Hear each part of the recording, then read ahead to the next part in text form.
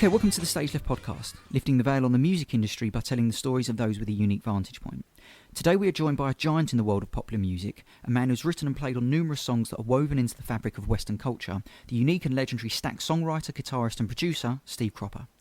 Today we'll be discussing an incredible career that spanned 5 decades, highlights of which include appearing as a member of the Blues Brothers Band, recently playing the White House at the request of President Barack Obama, and of course writing the classic Sitting on the Dock of the Bay with Otis Redding, which was recorded just a couple of weeks before Otis tragically passed away, aged only 26.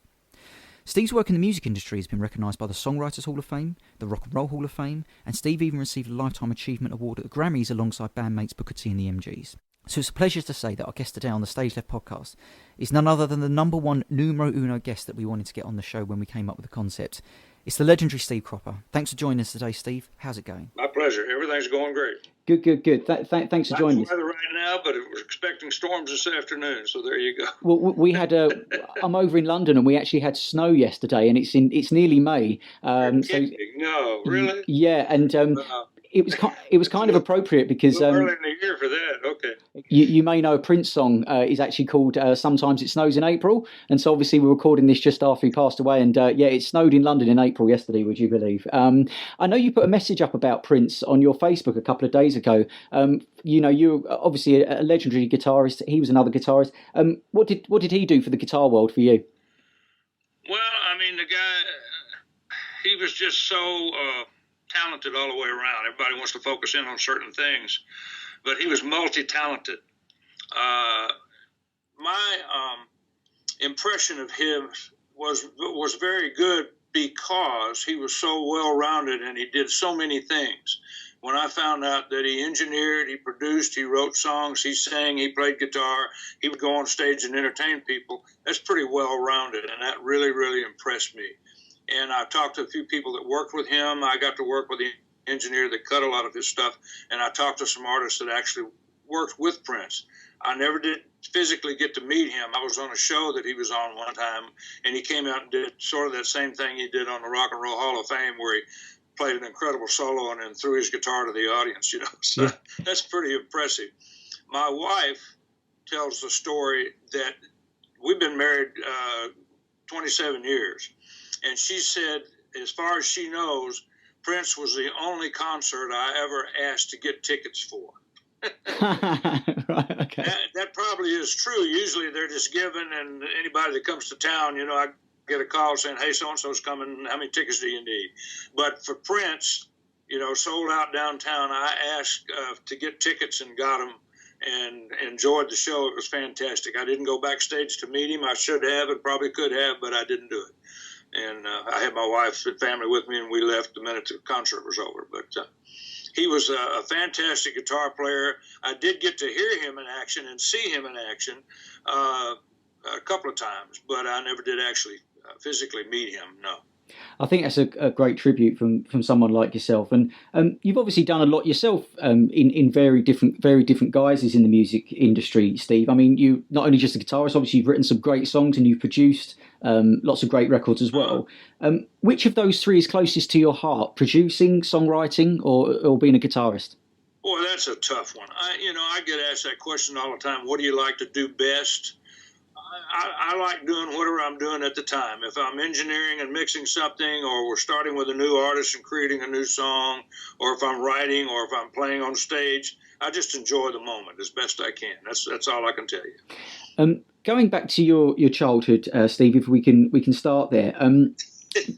You obviously. I didn't have one. I was working on a farm feeding animals. So there you go. That was the childhood. I wasn't pulling weeds or getting stuff out of the garden for dinner, I was feeding the chickens and helping Dad milk the cows and my grandparents as well. And there was never a dull moment for me until I was way in my teens and almost out of high school. And what do you think if you hadn't got into music, you would have been destined to do? What do a lot of the kids from where you were growing up do now, or what were they doing? I have a 15-year-old now, and I have a 21-year-old, and I have older kids. But the thing that I see that I really feel like I can't do a lot about, I can try to be a good dad and all that, but they're going to miss out on so many of the things that we just took for granted and would weigh one against the other and logically come up with a solution. These kids today are so far advanced technically, but they miss out on a lot of the small stuff. They don't really, I'm gonna play dumb here. They don't really know why and how grass grows or how to make it grow taller or greener. Maybe that's not important because most of them live on sidewalks anyway or concrete floors, so they don't have yards. They don't have to have animals. They don't have animals to take care of unless they've got a pet, and they know what that's like. So I think they miss out on a lot, but they're writing songs and they're creating, and that's what counts, and to me, that's what makes the world turn, is putting people in a nice situation where they can get rid of their day-to-day chores and troubles and sort of drift away in the moment on a good song or good entertainment, go out at night. It's not about drinking. It's about the camaraderie and taking your mind off your daily chores.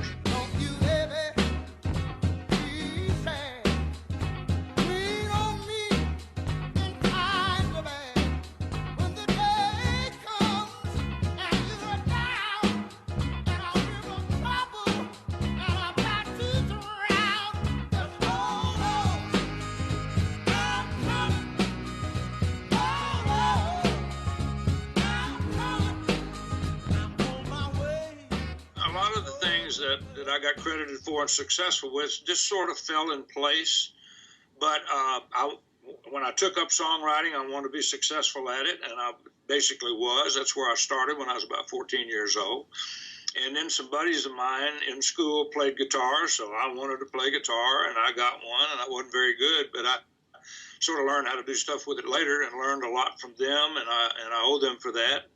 And most of it was what we would call, we coined a phrase over here called on-the-job training. So I get credited for playing guitar, but I never did get to sit in my room and study guitar a lot. In the early days, right out of high school, I was in the studio producing and making records and playing guitar on sessions. And I was sort of flying by what we call flying by the seat of your pants. And I did create or learn to create a style of guitar that the buying public actually liked. And that's great. So there are a lot of greats. There are guys that really know the guitar. And I was fortunate enough to produce some of the greatest guitar players on the planet. So I was exposed to that stuff.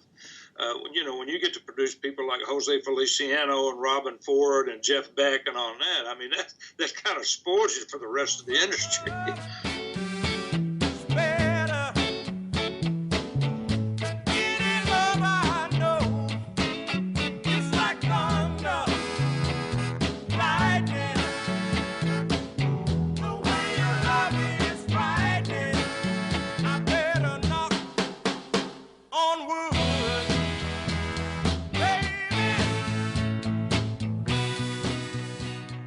Nobody can really imitate them very well or create them. We had a couple of good ones over here, like Jimi Hendrix and so forth. But that English music has always been something I've been fond of, and so have a lot of people. I mean, it shows up in the sales and so forth, and the influence that people like the Beatles and Animals and so forth created. And I hope some of your fans out there know that I have actually gone out and done 3 tours in England with the original English Animals with John Steele's band. Yeah. And that was a lot of fun. And so the neat thing that I brought back over here was that most of the fans were my age, or just slightly younger.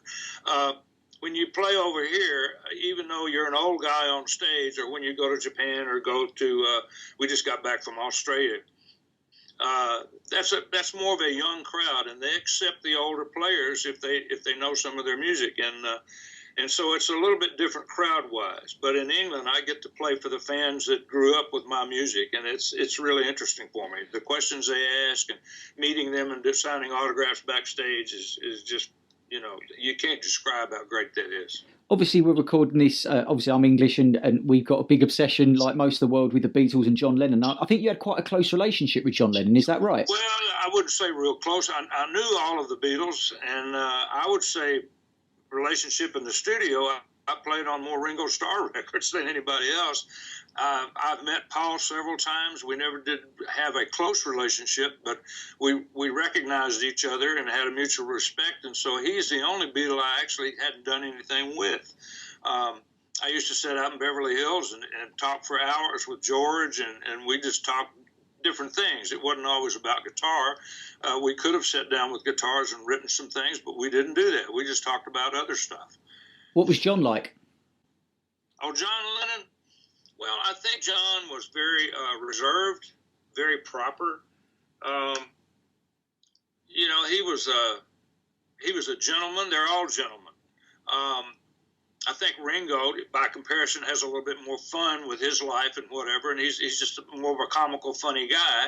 I thought John was a little bit more serious, but man, some of the songs he wrote, I mean, some of those lyrics are fantastic.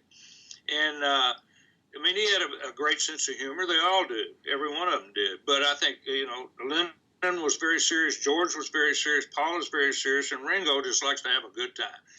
And, he just puts everybody at ease. But when it comes time to work, Ringo's right there. He's the workhorse. So let's go back. Thanks for that insight. Let's go back to your early days writing songs. I believe you wrote a song that ended up being the B-side to a Bill Justice song. I think you're only 15 at this stage. And well, how lucky can a teenager get is all I can tell you. Right, how did that happen? Bill Justice had his first big hit #1 record was called Raunchy. Then his second one was called College Man, and he wore a college jacket with a letter on it with a big J, and he wore a beanie with a propeller on it, being silly, and he had a song called College Man. His third release was called Canadian Sunset or something like that, and I had the B-side. And to explain what that means to the young fans out there today, it's different about what gets released and you know, on digital and so forth. But in those days, they only had 45 records when I was growing up. I mean, they had 78s too before I really became a teenager. But the flip side, if you wrote a song and it was on the flip side, from the publisher's standpoint, when they start paying for records and pennies and so forth, you would split that income the same as you with the guy that wrote the hit side, which in one respect it's a little unfair, but it should give a major boost to an upstart, I'll guarantee you that.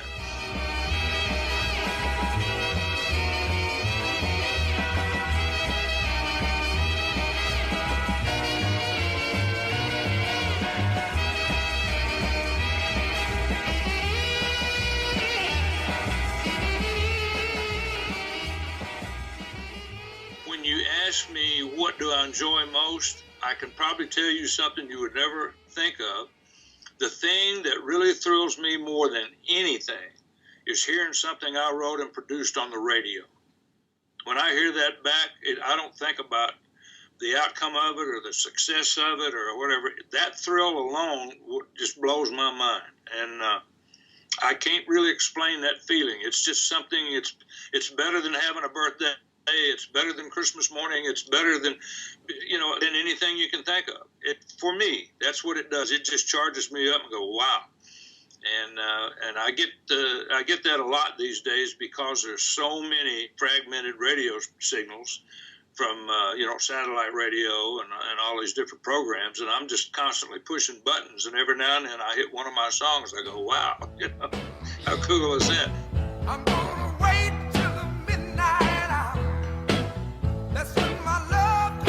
Tumbling down. I'm gonna wait till the midnight hour when there's no one else around. I'm gonna take you, girl, and hold you and do all the things I told you in the midnight hour. Tell us about Green Onions and how that came back, because that was a B-side originally, is that right?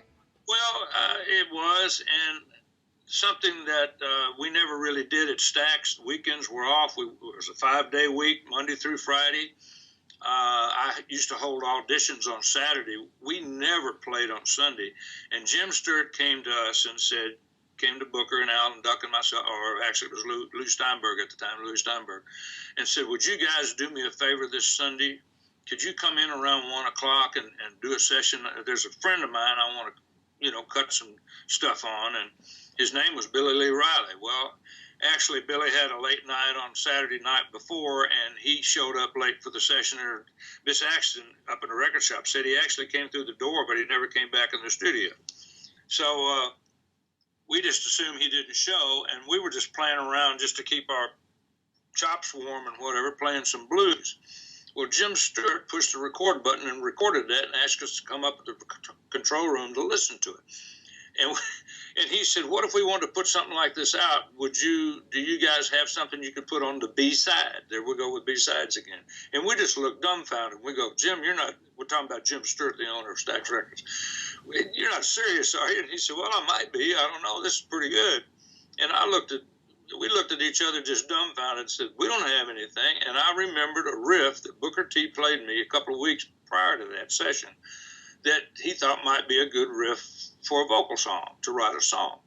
And I confronted Booker with it, and I said, you remember that riff you played me a couple of weeks ago? And he said, I don't know, let's go down to the organ and let's see.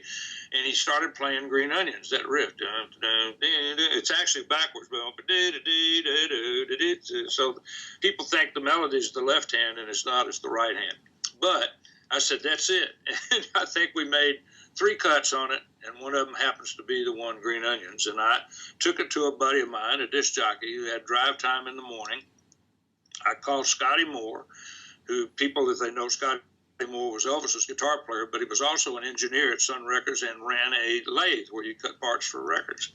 And I called Scotty and I said, could you make me a dub on a song we cut yesterday afternoon? And he said, well, yeah. So I take it down there, had no title or anything.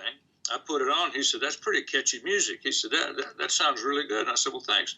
So on Tuesday morning, I took it over to my friend who had drive time, Reuben Washington, at WLOK, and got it. And I took it down there just for him to hear it. What I didn't know, he put it out on the radio, on the air, and the phone started lighting up. And people wanted to know who it was, who was the band, what was the title of the song, where could they find it. And there was no information. There was no band. So we called an emergency meeting that afternoon of Booker T and wound up Booker T and the MGs and started naming the song. And I think Louis Steinberg said, oh, Onions, because that's the stinkingest music I ever heard. And I said, Onions is a little negative. Why don't we name it Green Onions? And they all agreed. So that's what we did. My favourite drummer of all time, I remember is Al Jackson. I remember where I was and what I was doing when I first saw him play the drums, and I remember thinking that he had the perfect technique than any other drummer I'd ever seen. From a technical point of view, what made Al such a great drummer to work with from your point of view? Well, as far as being a drummer, and we're not talking about his personality because he was one of the greatest guys you'd ever want to meet, 2 things Al could do that we at that time had never heard another drummer do. One of them was to keep perfect time, number 1. And number 2, he played a shuffle like nobody else could ever play a shuffle. And we used to go listen to him when he was playing at nights with Willie Mitchell. And we kept for months and months trying to hire Al as our session drummer. He said, I can't do it. I can't leave Willie. And finally, we arrived, or he and Jim Stewart arrived at a compromise if he would come down and play drums for us during the week. And he said, no, I still got to play at night with Willie. And said, fine, we'll have you out of the studio in time to go eat and get ready to go to your gig and all that, which we did.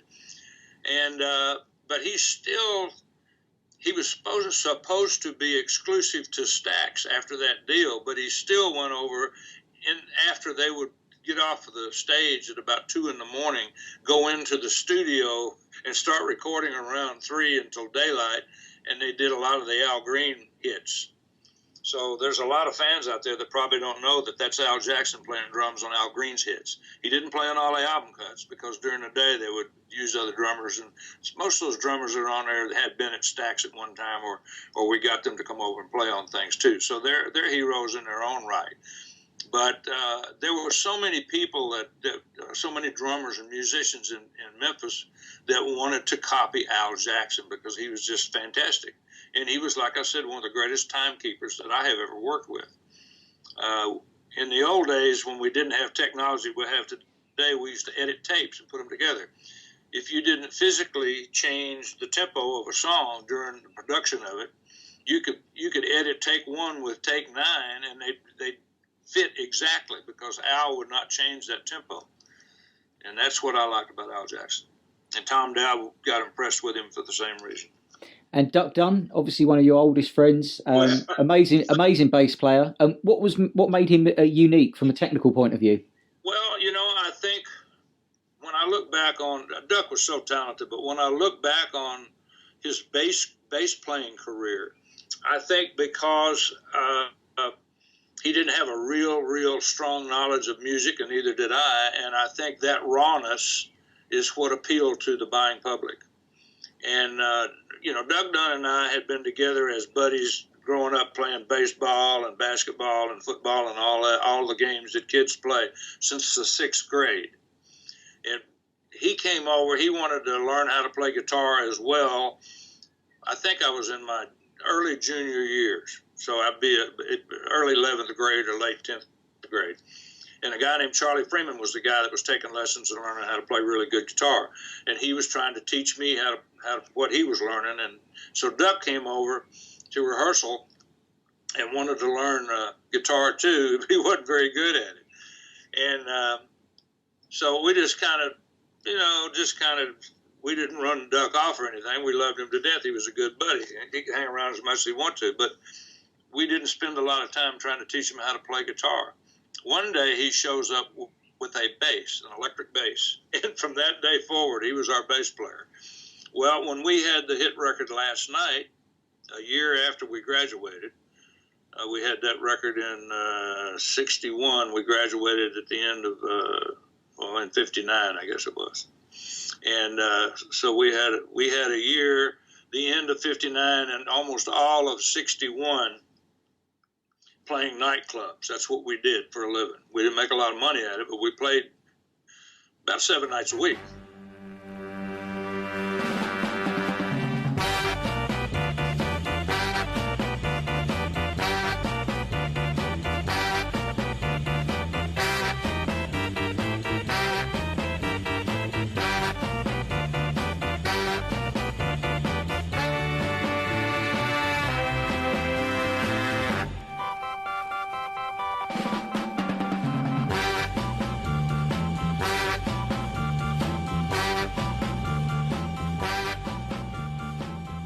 Look back on it now, Last Night technically was the first twist instrumental.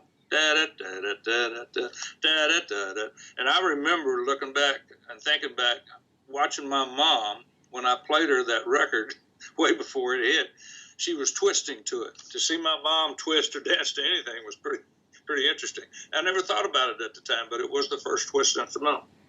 It's a song that still gets played all the time over here, Steve. Last Night, it gets played. We hear it all the time. It's an absolute classic. I wonder if you could tell us a bit about the incredible story of Johnny Jenkins' session when he came in and his driver, who wanted to sing with the band. Well, at the time, I thought, we'd been waiting outside, smoking a cigarette out on the sidewalk because we weren't allowed really to smoke in those days, which was, about 63. We weren't allowed to smoke in the studio. Jim wouldn't let us smoke, and he wouldn't. But most of the guys in the band smoked, including myself, and so we would go out on the sidewalk and smoke. And we'd been waiting about off and on for a good hour and a half. And there was a phone call the day before saying what time they were leaving Macon, Georgia, about what time they would arrive at the studio. So all of a sudden, this big long Cadillac pulls up. It parks down just below the record shop there, just below Stax. And this big, tall guy gets out, takes the keys, unlocks the trunk. And I just assumed, since he was driving Johnny, and Johnny gets out, and I knew what, Johnny looked like. And so Otis, this big, tall guy that drove up there, started taking out amplifiers, guitars, and cables, and microphones. And so I see these microphones, and I go running down there, and I said, "Hey, man," I said, "we've got mics already set up in the studio. You don't need mics. You're not setting up like you're doing a gig. We're going to record this session." And he said, "Oh, okay." So he carried in the guitar and the amps and all that. And then the rest of the story is that all day long, he couldn't get to me, but he kept going to Al Jackson, our drummer, and saying, "You got to hear me sing. You got to hear me sing." So Al would come to me. He told Otis at the time. He said, well, you know, Steve does all that. He's the A&R director, and he only holds auditions on Saturday. And so he kept bugging Al, I guess, and Al came to me at the end of the session when Jim Stewart said, hey, that's a wrap, guys. We'll cut some more stuff tomorrow. And Al came to me up in the control room. He said, you know that big tall guy that drove up here? And I said, yeah. And he said, I told you earlier he'd been bugging me to hear him sing. Would you just, he said, the guy has been on my back this whole day. Would you just come down and listen to him for a couple of minutes and get him off my back? So I brought Otis down to the piano. I had them bring him down there. And I said, okay, play something and sing something for me. And he said, oh, I don't play piano. I just play a little guitar, he called it. And he said, but I don't play piano. And he said, can you just give me some of those church chords? And the church chords that I knew were 6/8 triplets, and I just started playing. Marvell Thomas had been teaching me a little bit on the piano, and I started just playing these triplets, and he started singing These Arms of Mine. And I just said, I mean, it hadn't been a minute, and I just said, stop it right there. And I went and got Jim Stewart, and I grabbed Jim, and I said, you got to come down there and hear this guy sing.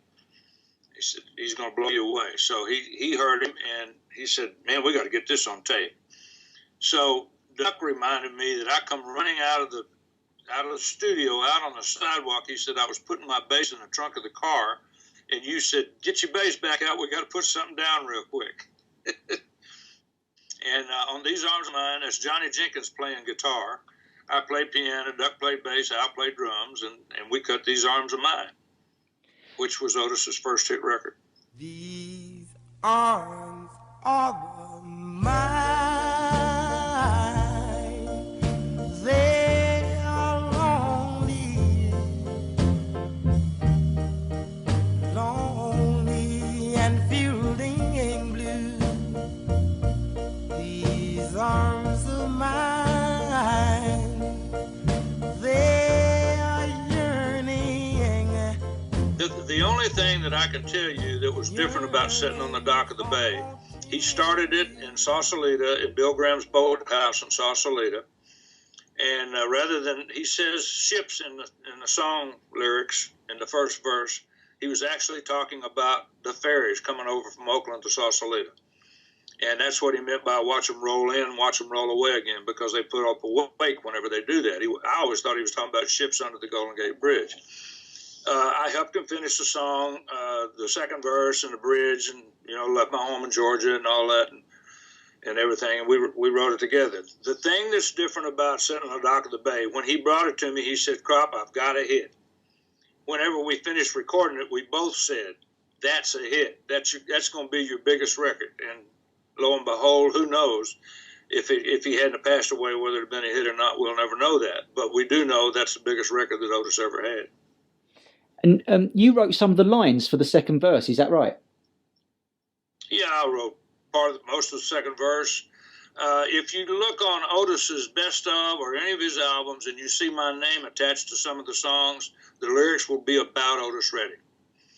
I'm a love man, they call me Mr. Pitiful, all those things, I wrote about Otis. And he just took it for granted and just, okay, that sounds good, and he sang it. He wasn't singing it from an egotistical standpoint. He didn't think about it that way. He just thought I was writing about somebody else. And he wrote some songs, some lyrics, sometimes that I even questioned. It took me years to figure out what he was talking about. There's one of the songs where he says, I lost someone just like you. And I thought he was talking about a girl. No, he was talking about another guy who had lost someone. I lost someone just like you did, but he didn't use the word did. He left that out. So in the English language, if he said, I lost someone just like you did, it would have been explainable. But he didn't. He said, I lost someone just like you. And he's singing about a girl, so we think I thought he was singing about, I said, that doesn't make sense. Well, it did later. So. Is it right that he never actually heard the version that was released because you were still working on it? Is that right? What was it? How did it differ, the version that he last heard to the version that we know so well? You mean Dock of the Bay? Yeah, because you played it on acoustic guitar. Is that right? You recorded it on acoustic guitar. Otis Redding never heard the electric guitar licks. He also never heard the waves or the seagulls. I did that when I mixed it. The electric guitar parts I did after he was headed to the airport to go to his gig, and I forgot I didn't have one that Friday night, but Booker T and the MGs had I think a show at Illinois State University that Saturday night, and I'd forgot, and Booker either called or when I got home, they said, you got to be at the airport at such and such, you got a gig tomorrow night. So, but there was Otis never heard the final mix, and he didn't hear the guitar licks, and he didn't hear the Ocean Waves and Seagulls. The acoustic guitar, the horns, and all that we did live, so he had heard all of that. And who wrote the instrumentation? Who did the instrumentation? Was that between you? Did he write the chords, or did you write the chords, or how did that work? No, Otis did. And for the music buffs out there, unless it was a cover song, anything that Otis wrote, you'll never hear any minors in there because he didn't know how to play minors. So I had to learn to do that too. So when musically and technically something's supposed to go to the 6 minor or the 2 minor, it goes to a major. And he just sang it that way, and it seemed to work. I don't know. Other people couldn't get away with that. That was one of my questions. It's such an unusual song in the fact that it's quite a melancholic song, and there's no minor chords in it at all. It's all majors and sevenths. Very unusual. Make it simple for you. Yeah. Otis Redding wrote on a guitar all the time, and he always had 14 to 15 ideas he was working on. But he played the guitar. It was tuned to a chord, to an E chord. And he played with one finger up and down, either his thumb wrapped over or his first finger. And that's how he made all of his changes. And so that's how he came up with all that stuff. And so I started on sessions. I had a couple of Telecasters, and I tuned one to a chord and the other one straight. And I went on tour with him in '67 and did the same thing. And unfortunately, I had a guitar stolen, the one that was tuned to a chord at the Three Falk Hotel, but Three Falk Auditorium. We were doing a show in Copenhagen, Denmark. And we took a break because it was a long show with a lot of people on it. And when I came back, I go, and Otis is coming in, going to be, he closed the show. He was the last artist. And I happened to look back and see that one of my guitars was missing. I got one strapped on, the other one. I said, "Where's my other guitar? I didn't use it. I'd only use it on Otis. So who took it?"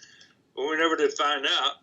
So I had to learn very quickly how to play Otis Redding songs not tuned to a chord. That's awesome. So that includes, and today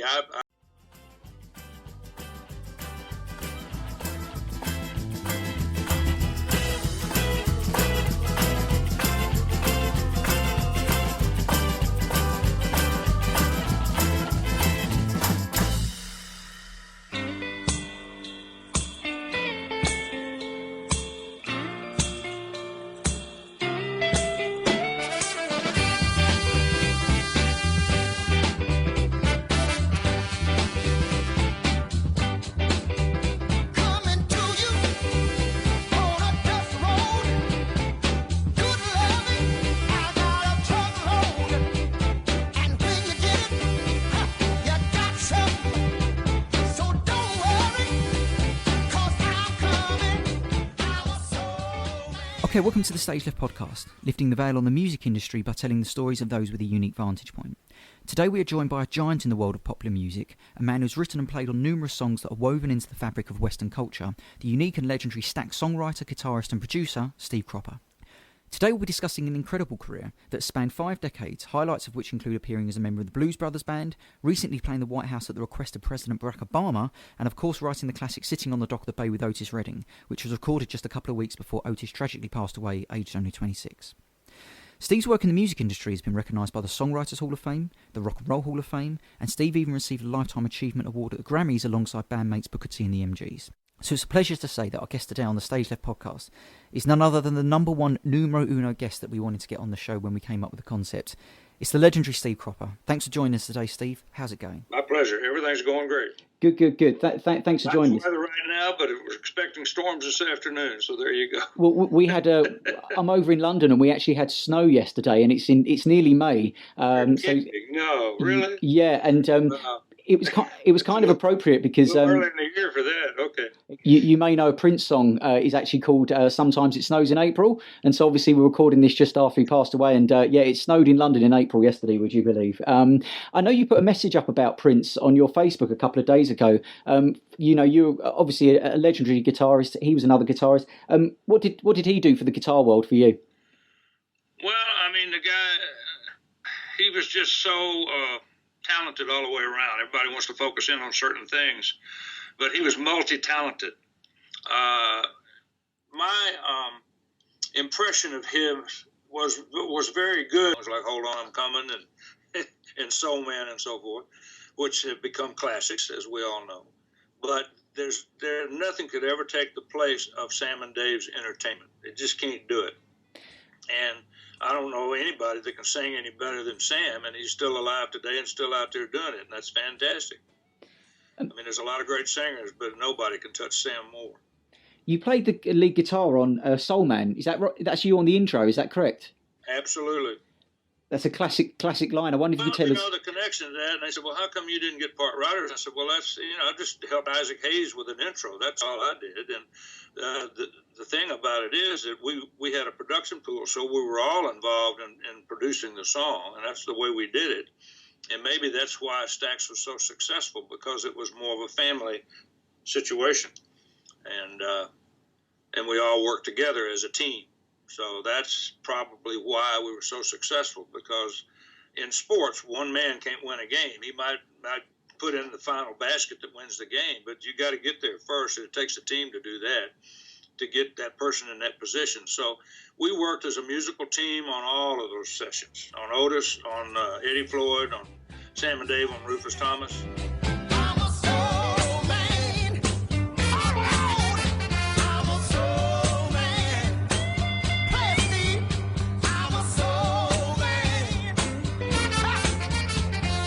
I wonder if you could talk to us about working on the Blues Brothers film, what that must have been like, particularly the scene in Ray's Music Exchange when you're doing Shake Your Tail Feather. I only watched it on Saturday. It was such great fun. The movie business is so far removed from the record business. I don't even know how to explain the connection.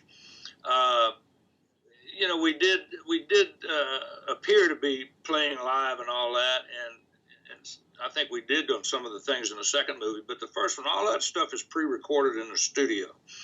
And you pre-record it in the studio the same way you would if you were doing an album or a record.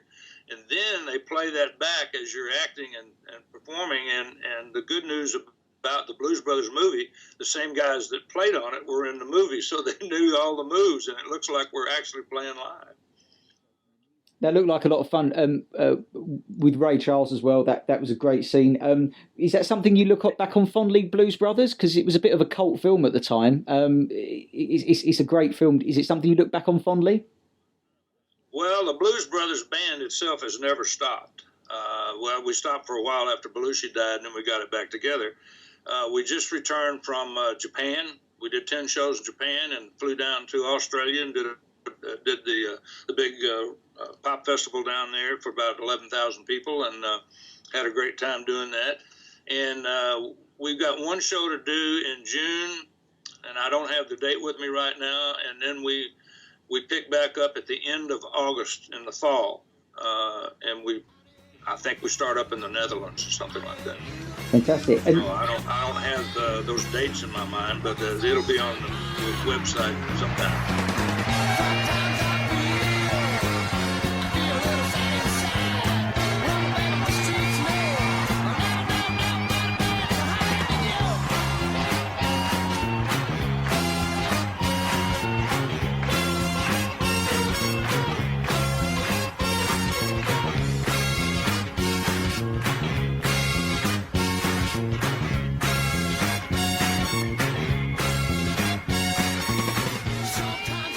Still sounds as powerful as it did, maybe even more powerful than it did back when we were making the movie. It's pretty good. We have a lot of fun doing it, and that's why we do it. We got great musicians, and we're getting ready to go up to New York and record a new album. Don't have a label yet, but that's immaterial. We'll get one, and do a show or two. We may wind up in Woodstock doing a show, but we haven't announced it yet because we don't really have the dates and of what we're going to be doing. That's great to hear. Great to hear. Great band. I wondered, we'll begin to wrap up, Steve. 32 years ago, you said, I've always predicted Memphis will always survive itself in the music industry. But obviously, since then, the music industry has changed so drastically. What fears do you have for the music industry, and how might they be addressed? Well, I don't know where to put. Memphis has never stopped, so I do know that, and they still make great records. They've been doing it for a long time, and they will continue to do so. I've been asked many, many times, could you ever or would you ever put together another situation like Stax? And I don't know. I'm not being negative about it. That was something that happened. It was a phenomenon, and I'm not sure it can be repeated. You could go do something similar maybe, but I don't think you could get put a band of musicians together to show up every Monday through Friday at 10 o'clock and get their instruments ready and record 3 songs by 3 or 4 in the afternoon, finished and ready to go. I just don't think that could be done today. And number one, technology. Number two, you can't get 4 musicians' attention that long, I don't think. So. Okay. And you're on the board of the Stax Museum. Is that a music school as well? Is that correct? Well, it is, yeah, the Academy. And it's done so well. And the amount of students that we've gained through the years. And one of my favorite things to do every year, I go down and do a little talk or do a seminar or whatever, and these kids just hinge on every word you say, and I learned that from the first time I did it, and I love doing it. Sometimes I'll do that and have them play along or play along with the band there, the Stax Academy band, or I'll play with another band and actually do a concert of sorts in the studio itself. Now, there's 2 different places. They're side by side. So the Academy is beside Stax, where the museum is, and the Academy is there, and the building's in behind. So they have plenty of room, recording studio and all that kind of stuff. And these young kids are so good and so talented, and they really put their minds to it. They really want to make it, and they want to do good. So that's the positive end of that academy, and they're taught well. What advice do you give to them going into the music industry, both perhaps from a guitarist point of view and then perhaps from a music business?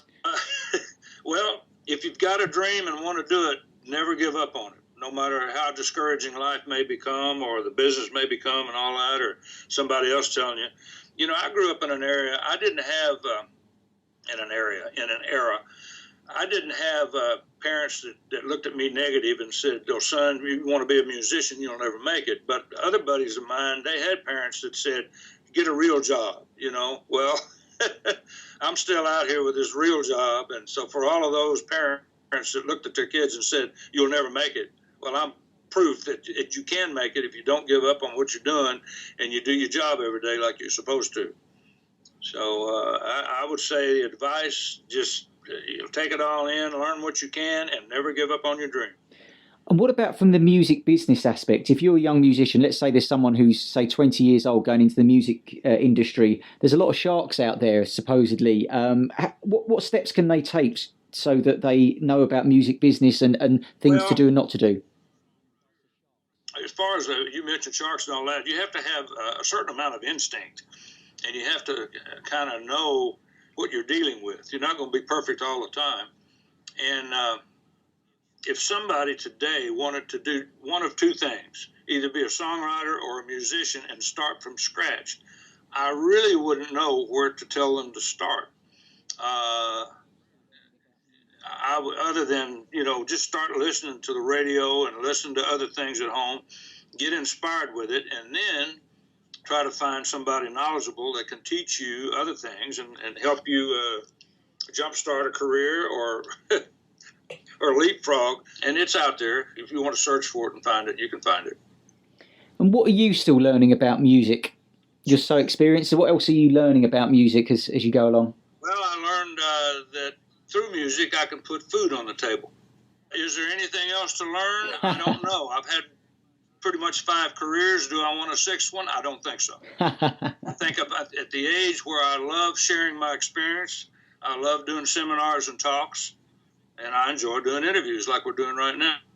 Fantastic. To learn something else, I don't know what I would learn. I learn every day that, I love listening to new music, I don't have the desire to go out and either copy it or do something like it. So I don't know. It's important to be original. What burning ambitions do you have left? Stay alive. You've achieved everything there is to achieve in the music industry, but I just wondered if there was anything still that you wanted to do. Well, yes and no, but I enjoy entertaining. I really enjoy playing with the Blues Brothers band. I love doing it when I'm doing it with myself with another band. And to see a crowd of people, whether it's 2,500 or 25,000, to see them excited about what we're doing excites me. So that keeps me going and keeps me wanting to do it again. So that's a good reason to stay alive. Great answer. And just finally, I wonder if you could just tell us about the incredible day, I think it's about 3 years ago now, that you played at the White House for Barack Obama. What do you remember of that experience in that day? That must have been quite surreal. Well, I know what I walked away saying. If one artist from Stax gets one job off of us to play in the White House, then it was all worth it. And the feeling of being asked, I don't take it for granted. It's a big honor. I've played the White House about 4 times, so it wasn't something that was brand new that I'd never done before. Right. But what it was a tribute to rhythm and blues and the artists of Stax, and that really intrigued me. And I tried to do my best, even though I played with other artists. I played with the Alabama Shakes, and I played with Justin Timberlake. But Booker was there to play the whole show, and behind Mavis and Eddie Ford and so forth. And I said, man, this is a great day. To be honored at the White House is about as good as it gets. It's like somebody in England getting honored by the Queen. And what was Barack Obama like towards your music? Was he familiar with a lot of it? I guess he was. I saw him sit in the front row and wiggle and shake to the whole show. He and Michelle both. So they were enjoying themselves. Ladies and gentlemen, Steve Cropper. They had to make us follow Mavis, didn't they? You ready? Sitting in the morning sun, I'll be sitting when the evening comes, watching the ships roll in, and I watch them roll away. Fantastic, great stuff. All right, we'll begin to wrap up there, Steve. When we came up with the concept to do a show interviewing people stage left to tell their stories, you were the numero uno. You were the number one guest that we wanted to get on. So it's an absolute pleasure to, that you've agreed to be on the show to share your experience to a future generation of musicians. And we look forward to the next chapter in your career. Appreciate it. Great questions, and I enjoyed doing it. And good luck with it. Thank you very much, Steve. Cheers. Bet. Take care. Bye-bye. For more episodes featuring musicians who've worked with the likes of Fleetwood Mac, Bob Dylan, The Beatles, Michael Jackson, Elvis Presley, The Prodigy, Oasis, go to www.thestageleftpodcast.com, follow us on Twitter at TheStageLeftPod, or like us on Facebook at facebook.com/TheStageLeftPodcast. See you next time.